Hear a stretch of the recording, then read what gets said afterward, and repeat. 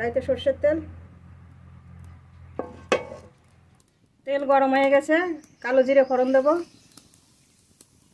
পেঁয়াজ কুচি,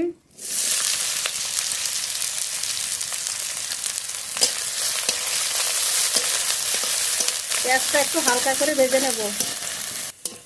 পেঁয়াজটা একটু হালকা করে ভেজে নিয়েছি, লঙ্কা কুচি দেব,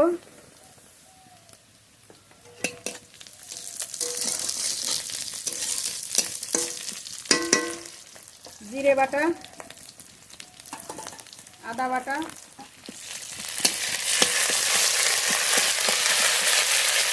স্বাদ মতো লবণ,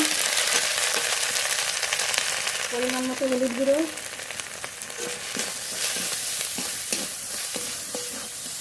মশলাটা কষানো হয়ে গেছে, এবার লাল শাক দিয়ে দেব।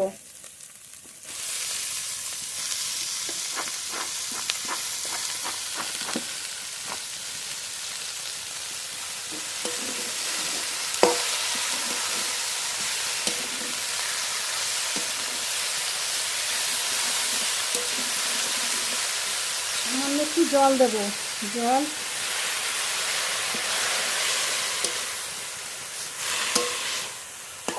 এবার ঢেকে দিয়ে ভালো করে সিদ্ধ করে নেব। ঢাকনা তুলে নেব।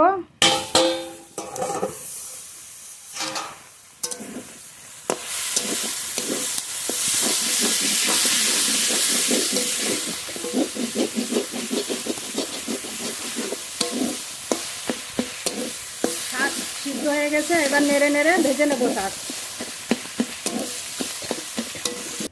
এখানে কিছু চীনাবাদাম নিয়েছি, চীনাবাদামগুলো একটু ফাটিয়ে নেব।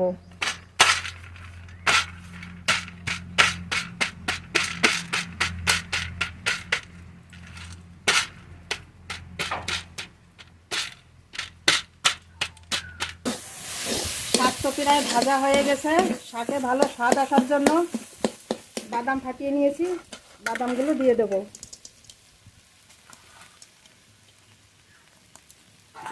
আর এখানে গুঁড়ো দুধ নিয়েছি, আমুল দুধ দিয়ে দেব।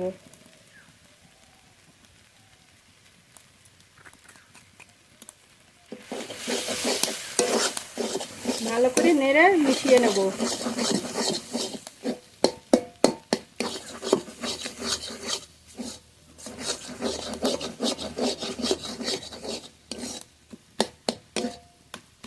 আপনারা যদি মিষ্টি খেতে ভালোবাসেন তাহলে একটু চিনি দেবেন, আমি চিনি দেব না। লাল ডাঁটা শাক ভাজা হয়ে গেছে, এবার নামিয়ে নেব।